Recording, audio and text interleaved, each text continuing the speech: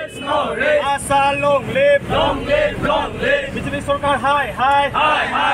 কামাখ্যা প্ৰসাদ আছে go back Kamakhya Prasad আছে মুৰ্দাবাদ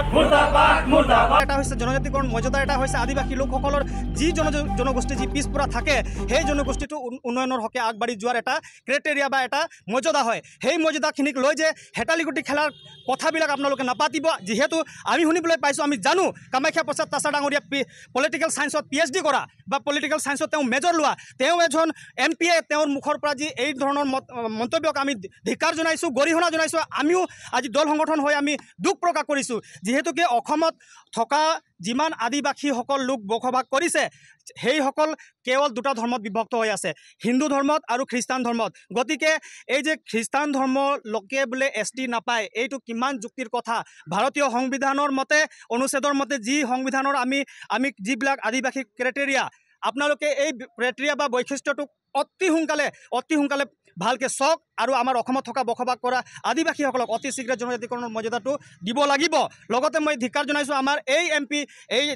যেতিয়াই এই STৰ কথা আহে বিজেপি চৰকাৰখনে আমাক 2014 চনৰ পৰা এই যে প্ৰলোভনৰ টোপ দি আহিছে 2014 চনত ভোটৰ প্ৰশাসনত ভোটৰ লালসাত লোভত তেওঁ কৈছিলে যে 6 মাহৰ ভিতৰত ST জনজাতিকৰণৰ মৰ্যাদা দিয়া হ'ব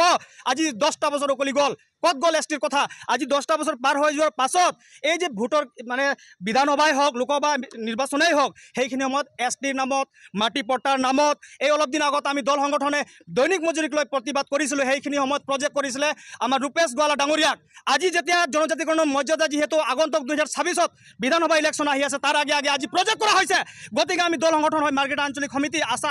আদিবাসী ছাত্ৰ সন্থা হৈ আমি দুখ প্ৰকাশ কৰিছোঁ গতিকে এই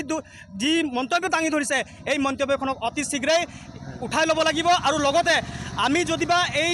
মন্তব্যৰ ওপৰত যদিবা প্ৰত্যুত্তৰ আমি নাপাওঁ তেতিয়াহ'লে আমি গম পাম যে এয়া বিজেপি চৰকাৰৰ এটা বৃহৎ পৰিকল্পনা লগতে আমাক মানে আদিবাসীসকলক কেতিয়াও এওঁলোকে